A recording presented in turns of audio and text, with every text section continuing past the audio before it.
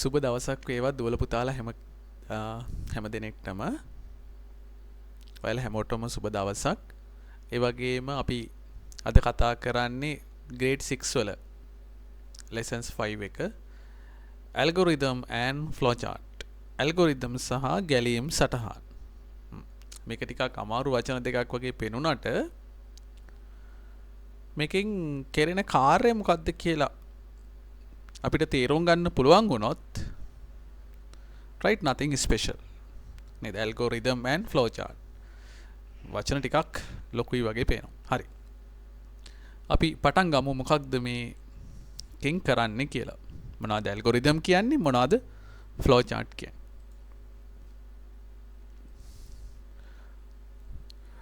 process of solving practical problem ප්‍රායෝගික ගැටලු විසඳීමේ ක්‍රියාවලිය. මෙන්න මේක තමයි මේ අපේ පාඩමෙන් අන්තර්ගතය වෙන්නේ content එක. ඒ කියන්නේ දුවේ පුතේ දැන් අපි ජීවිතේ අපි ඔයාලා හැමෝටම පුංචි ගැටලු තියෙනවා. නේද? අපි මේ ගැටලු විසඳන්නේ කොහොමද පොතක ලියලාද නැහැ. අපිට කියනවා shorties ගේන්න කියලා කඩේට ගිහිල්ලා. ඔයාලට කියනවා. එතකොට මොකද කරන්නේ? අපි ගෙදරින් එළියට යනවා, වමට හැරෙනවා, ටිකක් ඉස්සරහට යනවා, ආයි දකුණට හැරෙනවා, ඊළඟට ආයි තව ටිකක් ඉස්සරහට යනවා, ඊට පස්සේ කඩයක් පේන්න තියෙනවා, එතනට යනවා, සල්ලි දෙනවා, ඒ ආහාර ද්‍රව්‍ය ගන්නවා, ආයි ආපස්සට හැරෙනවා. මෙන්න මේ විදියට අපි පියවර විදියට තමයි කරන්නේ. හැබැයි අපි මෙහෙම ලියන්නේ නැහැ කොහෙවත්. අපිට දැන් මේක හුරු වෙලා තියෙන නිසා අපේ මනසේ අපේ මතකයේ මේ ඇඳිලා තියෙනවා රූප සටහන කොහොමද කඩේට යන්නේ අපිට ඒක ප්‍රැක්ටිස් එකෙන්ම වෙන දෙයක්. නමුත් කම්පියුටර් සයන්ස් වලදී හරි වෙන මොනවා හරි ෆෝමල් විදියට නිවැරදි විදියට ක්‍රමානුකූල විදියකට යම්කිසි ගැටලුවක් විසඳන්නේ කොහොමද කියන එක තමයි මේ ඇල්ගොරිතම් සහ ෆ්ලෝ චාර්ට්ස් වලින් කියලා දෙන්නේ. ඒ කියන්නේ ඇල්ගොරිතම් එකෙන් තමයි අපි පියවර ලියනවා, ලිඛිතව ලියනවා. writing.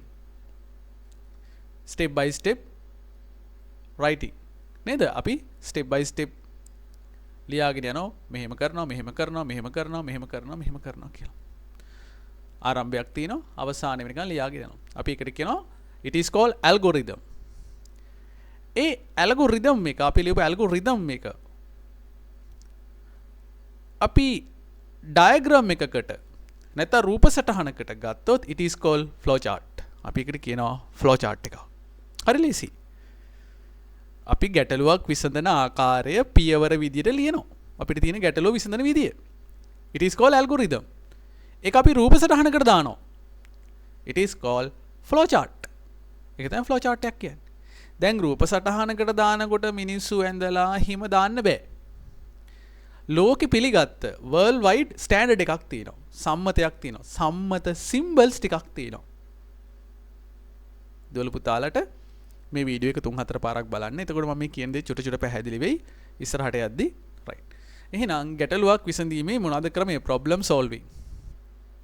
එහෙනම් ගැටලුවේදී ඉස්සෙල්ලාම කරන්න ඕනි මොනවාද? ආදානය කරන්න. කොහොමද මේක process කරන්නේ? කොහොමද මේකේ output එක? input කරන්නේ මොනවාද? process කරන්නේ කියන්නේ ගැටලුවට අදාළ දේවල් input කරනවා, ගැටලුව විසඳනවා, result එකක් ගන්නවා. input, process, output. කම්පියුටර් එකක් කියලා කියන්නේත් මේකටම තමයි. මේ වගේ සිස්ටම් එකකට අපි කම්පියුටර් එකටත් input කරනවා, එයා process කරනවා, අපිට result එකක් output කරනවා.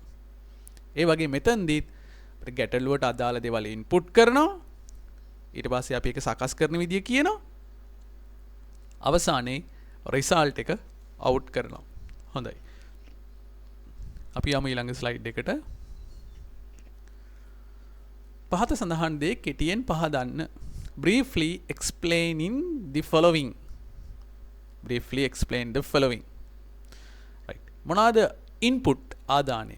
ගැටලු විසඳීම සඳහා ඇතුළත් කරන දේ අපි එකට කියනවා input. what is included to solve the problem? ඊළඟට ක්‍රියාවලිය process. ගැටලුව විසඳීම සඳහා අනුගමනය කරන ක්‍රියාවලිය process එක මොකද්ද? process to solve the problem. process to solve the problem. ඊළඟට output එක result එක, the result of the problem being solved.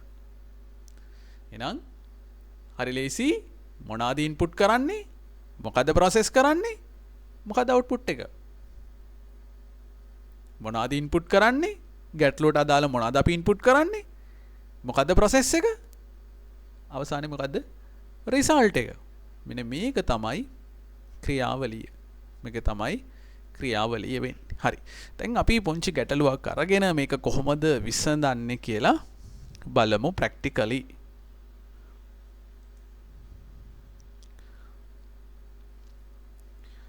උදාහරණයක් දීලා තිනවා.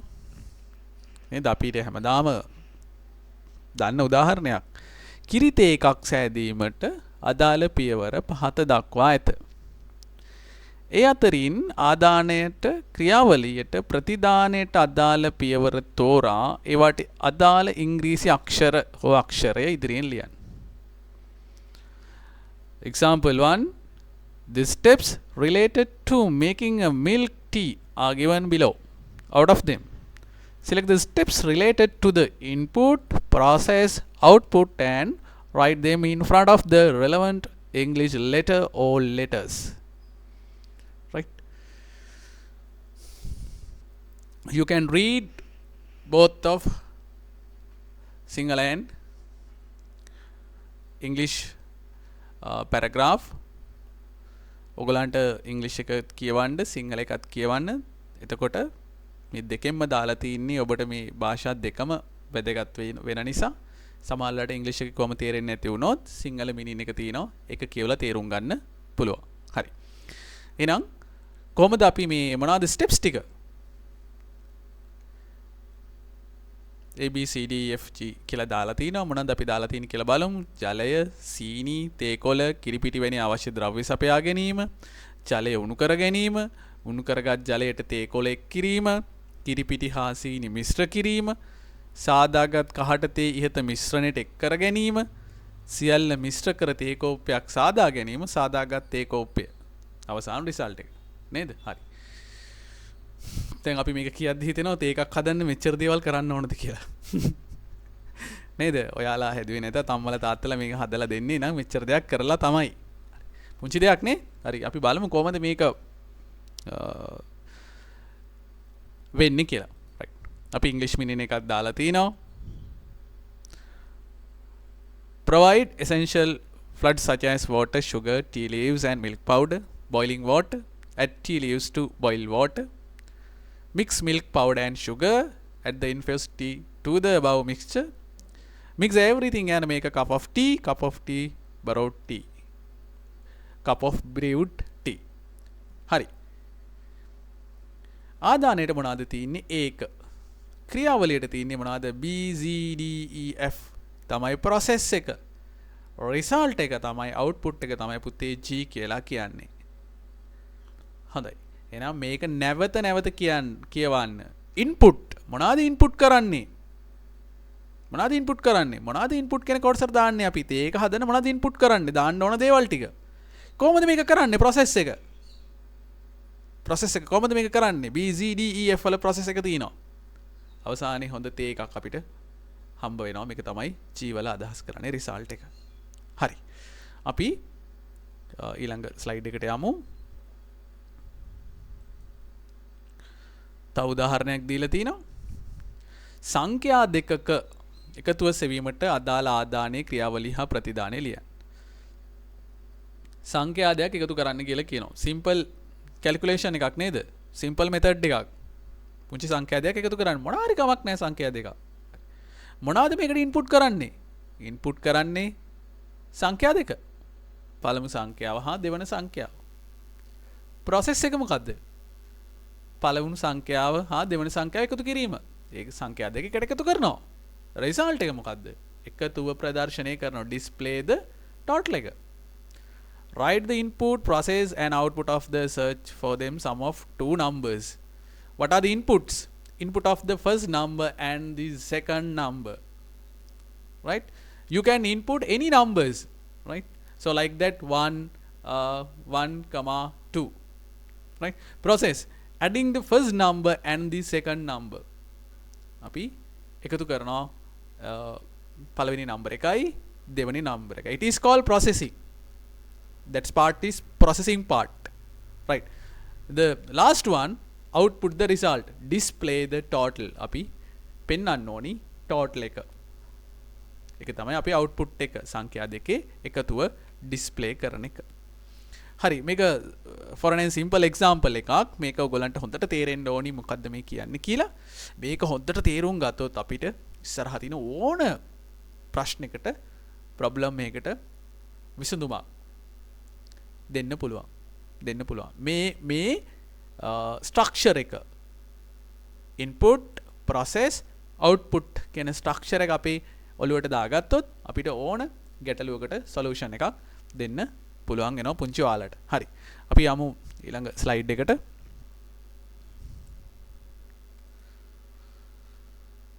algorithm එක පියවර අනුපිළිවෙලින් ලිවීම අනිවාර්ය වේ.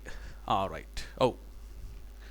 start එකේ ඉඳලා end එක වෙනකන් start කරා මොනවද කරේ අවසාන end උනේ කොහොමද? It is important to write the steps sequentially in an algorithm. පියවර විදියට ලියන්න ඕනේ. එතකොට අපිට මග ඇරෙන්නේ නැතුව මේ වැඩේ කරන්න පුළුවන්. ඊළඟට කියන ඇල්ගොරිතම් ලිවීමේදී ආරම්භක පියවරක් හා අවසාන ඇතුළත් කිරීම අනිවාර්ය වේ. ආරම්භක පියවරත් අවසාන පියවරත් සටහන් කරගෙන ස්ටාර්ට් එකක් දෙන්න ඕන. අපි එන්ඩ් එකක් පෙන්වන්න ඕනේ. ස්ටාර්ට් එකෙන් පටන් අරන් එන්ඩ් එක වෙනකම් පෙන්වන්න ඕනේ.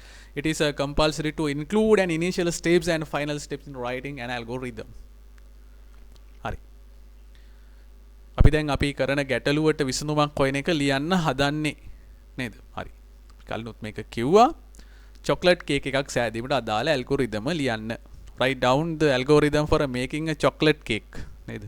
අපි හැමෝම කැමති ඉන්නේ chocolate cake කන්න. දකුණු පැත්තේ තියෙන ලස්සන chocolate cake එකක්. හරි. දැන් මේක හදන හැටි තමයි අපිට කියන්න තියෙන්නේ නේ. මම නම් දන්නේ නැහැ හැබැයි මේ chocolate cake හදලා නැහැ. හරි. අපි බලමු මොනවද මේ කරන්න තියෙන්නේ කොහොමද මේ වැඩේ කරන්න තියෙන්නේ කියලා. පියවර විදියට දීලා තිනවා භාජනය පළවෙනි එක භාජනය පිරිසුදු කර සකස් කර ගැනීම, චොකලට් දිය කර ගැනීම, පාන් පිටි බේක පවුඩර් එකට කවලම් කර ගැනීම, බටර් ක්‍රීම් වනතුරු ගසා ගැනීම, ගසන අතරතුර සීනි ටික එකතු කර ගැනීම, සීනි හා බටර් මිශ්‍රණයට බිත්තරකින් එක එකතු කරමින් ගසා ගැනීම, එයටම පිටි මිශ්‍රණයද ටිකින් ටික එකතු කර ගැනීම, දිය කරගත් චොකලට් එකතු කර ගැනීම, කිරි එකතු කර ගැනීම, සාදාගත් මිශ්‍රණය කේක් තැටියට දමා පුළුස්සා ගැනීම, පුළුස්සාගත් පසු නිවෙන්නට තැබීම, අවශ්‍ය පරිදි සරසා පිළිගැනීම. right. දැන් මේ ටීවී එක යන නේද කේක් එකක් හදන්න යන නේද රෙසිපි එකක් වගේ මේක. හරි. සමහර විට ඔයාලට නම් මේක පුළුවන් ඇති. මට නම් ඇත්තටම මම කේක් හදලා නැහැ. මට නම් මේක ඔයගලන්ට උගන්වද්දි මතක් වෙන්නේ ටීවී එකේ යන මේ ආහාර පිළියෙල කරන වැඩසටහනක් වගේ. හරි කොහොමත් කමක් නැහැ. ඒකෙත් යම්කිසි ඕඩර් එකක් තියෙනවා පිළිවෙලට. ඉතින් ඒකත් මතක් කරගන්න. ඒ වගේ ඕඩර් එකක් තමයි මේ දීලා තියෙන්නේ පුංචි ඔයාලට. right අපි ඉංග්‍රීසි මීඩියම් වලින් තියෙනවා මේ දාලා තියෙනවා. අපි ඉංග්‍රීසි මීඩියම් ඉගෙන ගන්න පුංචි දුවල පුතාලා ඉන්නවා. සිංහල මීඩියම් කරත් කමක් නැහැ. මේ දෙකම ෆලෝ කරන්න. ඒක ඔයගොල්ලන්ගේ knowledge එකට ගොඩාක් වැදගත් වෙනවා. මොකද ICT ඉස්සරහට අපි කරගෙන යද්දී ඉංග්‍රීසි මීඩියම් අත්‍යවශ්‍ය නිසා. හරි. මම කියන්න මේකත් step 1 clean and wash the baking tray and other bowls, dissolve chocolate, mix flour and baking powder, beat butter until it gets creamy. While beating, add sugar little by little, add the eggs one by one to the sugar and butter mixture and beat it. Then add the flour mixture little by little, kudu podda දාන්න කියන එක. Add the melted chocolate, add milk, put the mixture into the baking tray and bake it. Let it cool after baking. Decorate as you wish and save it. හරි. ඒතර මෙන්න මේ steps වලට ගිහින් තමයි අපි මේක complete කරන්න ඕනේ කේක් එකක් හදන එක. අපි මේකට කියනවා it is called algorithm. It is called algorithm, right? try එකක් දීලා බලන්න මේ ක්‍රමයට ගිහිල්ලා කේක් එකක් හදන්න පුළුවන් වෙයිද? ඇත්තටම කේක් එකක් විදියටම එයිද? නේද? නැත්තම් වෙන මොන හරි නේද ප්‍රොඩක්ෂන් එකක් නැත්තම් මේක එකක් තියෙයිද දන්නේ නැහැ නේ. හොඳයි. ඍජුකෝණාශ්‍රයේ වර්ගඵලයේ සොයීමට අදාළ ඇල්ගොරිදම ලියන්න. Write down the algorithm to find the area of a rectangle.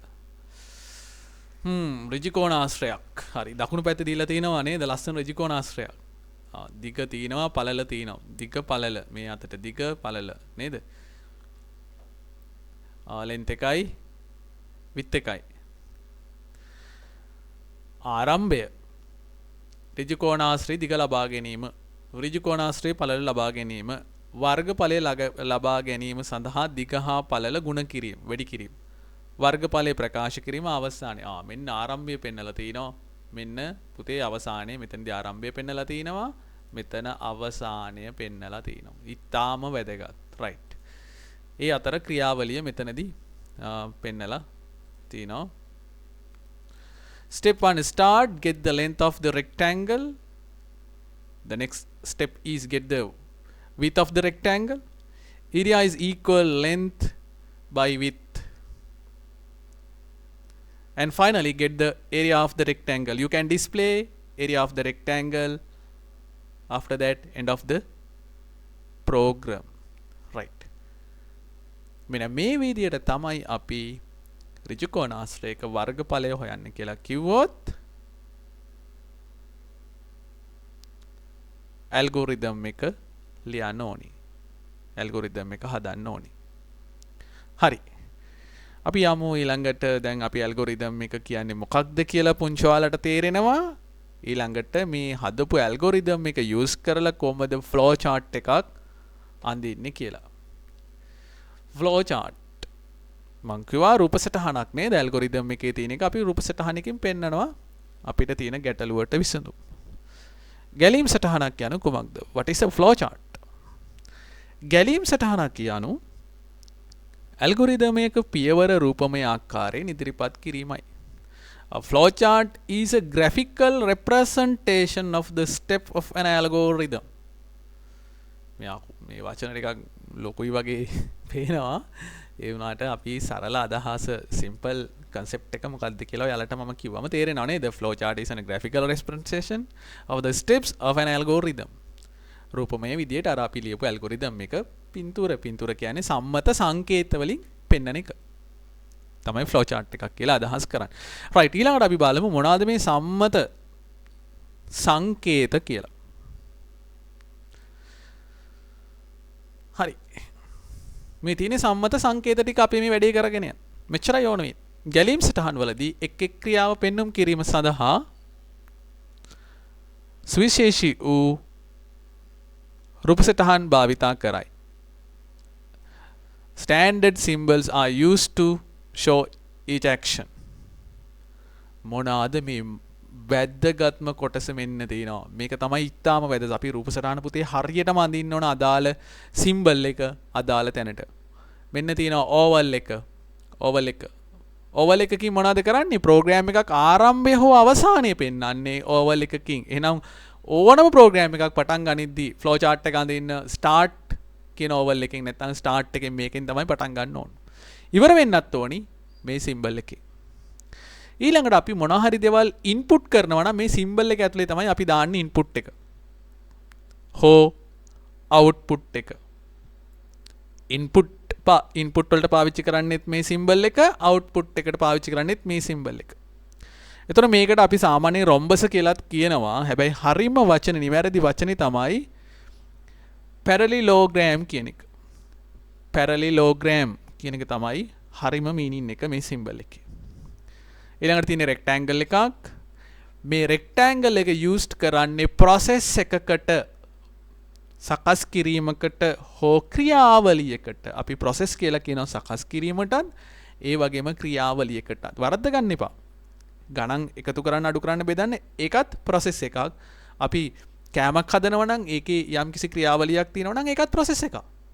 මේ දෙකම ප්‍රොසෙස්. පුංචි ඔයාලා වරද්ද ගන්නෙත් ඔයාලා විතරක් නෙමෙයි A level O level වල අයත් වරද්ද ගන්නවා. මේ ගණන් හදන එකයි අපි මොකක් හරි වැඩක් කරන එකයි දෙකම දෙකක් කියලා. නෑ එකත් ක්‍රියාවලිය මේකත් ක්‍රියාවලිය. ඒක නිසා ඒක වරද්ද ගන්න එපා. ක්‍රියාවලිය අවස්ථාවකදී අපි අනිවාර්යයෙන් මෙන්න මේ රෙක්ටැන්ගල් සිම්බල් එක තමයි යූස් කරන්නේ. ඊළඟට අපිට ඩිසිෂන් එකක් ගන්න ඕන තැන්වලදී තීරණයක්. පුතේ තීරණ දෙකයි ගන්න පුළුවන්. හොඳට මතක තියාගන්න මේක බූලියන් එකක් නැත්නම් ලොජිකල් කන්සෙප්ට් එකක් yes or no. true or false අවස්ථා දෙකයි. yes නම් මොකද කරන්නේ? no නම් මොකද කරන්නේ? අවස්ථා දෙකයි. කො yes or no. right? When you have to make a decision තීරණයක් ගන්න ඕන තැන්වලදී මෙන්න මේ ඩයමන්ඩ් කට් එක නැත්නම් ඩයමන්ඩ් සිම්බල් එක තමයි අපි යූස් කරන්නේ. ඊළඟට අපි යන පාත් එක පෙන්වන්නේ ෆ්ලෝ ඩිරෙක්ෂන් එක මේ ඊ තල වලින් කොහෙටද යන්නේ කියලා. කනෙක්ටර්ස් සහ ෆ්ලෝ ඩිරෙක්ෂන්ස් ගැලීමේ දිශාව අපි ප්‍රෝග්‍රෑම් එක කොහෙන්ද පටන් අරන් ඊ තල වලින් තමයි පෙන්නගෙන යන්නේ කොහොමද මේක අවසානයේ දක්වා ස්ටෙප් බයි ස්ටෙප් යන්නේ කොහොමද කියලා. රයිට්. අපි ඒවට කියනවා ෆ්ලෝ ඩිරෙක්ෂන්ස් කියලා. රයිට්. හොඳයි. පුංචි දුවල පුතාලට ඔන්න තියෙනවා දෙකම එකට. මොනවාද? ඇල්ගොරිතම් එකක් තියෙනවා ෆ්ලෝ chart එකක් තියෙනවා නේද? රයිට්. වම් පැත්තේ ඇල්ගොරිතම් එක තියෙනවා දකුණු පැත්තේ ෆ්ලෝ chart එක තියෙනවා ඇල්ගොරිතම් එකේ කොටස් ටික අන්තර්ගත කරලා. ඒ කියන්නේ අපි ලිඛිතව ලියලා තියෙනවා රයිට් කරලා තියෙන දේ ප්‍රෝග්‍රෑම් එකේ කොහොමද include කරන්නේ කියලා. Drawing the flow chart for making a fruit salad using the above symbols is given below. හරි මේක නම් ගොඩක් කොටස් වලට වෙන් කරලා කෑල්ලෙන් කෑල්ල දාලා තියෙන මේ එක්කම එක process එකක දාන්නත් පුළුවන්. it's okay no problem. ආරම්භය start එක මෙන්න start එක මෙන්න end එක. okay මෙන්න start එක මෙන්න end එක. හරි ඒ අතර තමයි program එක යන්නේ. මෙතන තියෙනවා inputs මෙතන තියෙනවා output එක. inputs අපි මොනවද input කරන්නේ? salad එකකට පළතුරු ටික තමයි නේද? විවිධ පළතුරු. salad එකකට මං හිතන්නේ නේද? අඹ, අන්නාසි, කෙසෙල් මේවා තමයි පළතුරු. මේවා තමයි input කරන්නේ. අවසානයේ output එක මොකද්ද? රසවත් පළතුරු සලාදයක් නේ salad එක. salad එකක්. මේ තියෙන්නේ output එක. එහෙනම් මේ input දාලා තින්නෙත් output දාලා තින්නෙත් මෙන්න මේ විදියට symbol එකත් ඇතුලේ. අපි ඒකට කිව්වා මොකද්ද? parallelogram. එහෙම නැත්නම් rhombus. සමහර අය මේකට rhombus කියලා පාවිච්චි කරන්නේ. අනිත් process එක්කම ටික පුතේ තියෙන්නේ rectangles ඇතුලේ. processes ටික. මොනවද තියෙන්නේ process? පළතුරු හොඳින් සෝදා ගැනීම. පළතුරු කුඩා කැබලි වලට කපා ගැනීම. පළතුරු කැබලි සියල්ල භාජනයකට දැමීම. සීනි ස්වල්පයක් එකතු කර කවලම් කිරීම. ඔන්න ඔය ටික තමයි ක්‍රියාවලිය. it is called processing. බලමු මොනවද තියෙන්නේ step 1 to 6 වෙනකන් දීලා තිනවා. finding a various kind of fruits, washing all the fruits well, cutting fruits into small pieces, putting the pieces of fruit into a bowl, add sugar and mix, serve the fruit salad in bowls. පේනව නේද මේක දැක්කම නන්නේ 16 හිතෙනවා අපිටත් නේ fruit salad එකක් කන්න කියලා. හරි. දැන් ඔබට තේරෙනවද පුංචි ඔයාලට තේරෙනවද මේක චුට්ටක් අමාරු ඇති.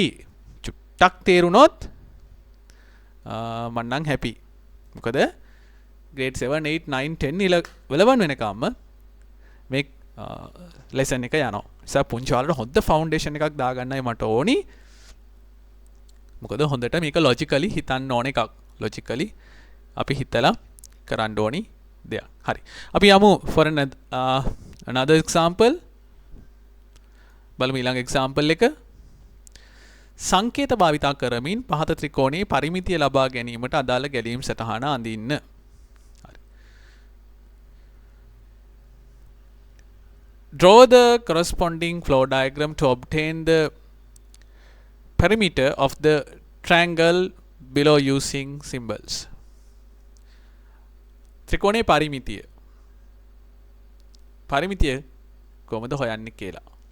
ත්‍රිකෝණයක පරිමිතිය හොයන විදිය අපිට ෆ්ලෝ chart එකක් ඇතුලේ කොහොමද අපි මේක පෙන්වන්නේ කියලා. ඔබට පේන දකුණු පැත්තේ තියෙනවා ABC කියලා පැති නේද? හරි.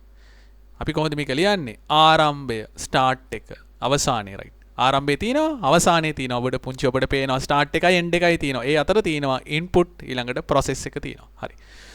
එහෙනම් input කරන්නේ මොනවද අපි මේ ආරම්භ කරා ප්‍රෝග්‍රෑම් එක ආරම්භ කරා ඊළඟට input කරා. මොනවද input කරන්න ඕනේ? ABC පැතිවල දිග ආදානය කරන්න. Input the length on side A, B and C. පරිමිතිය නේද? perimeter equal a plus b plus c. display the perimeter. පරිමිතිය ප්‍රදර්ශනය කරන්න. අවසානයේ end program එක අවසන් කරා. එහෙනම් මෙතන වැදගත්ම කොටස වෙන්නේ පුතේ ආරම්භය පාවිච්චි කරා අවසානයේ තියෙනවා. ආරම්භ වුණාට පස්සේ inputs අපි මේ symbol එක ඇතුලේ පෙන්නනවා. මෙන්න process එක rectangle එක, මෙන්න output එක, ඊළඟට අවසානය. හරි. එහෙනම් පුංචි ඔයාලා මේක හොද්දට 3 4 පාරක් 10 පාරක් හරි බලන්න. 10 පාරක් හරි මේක හොඳට බලන්න.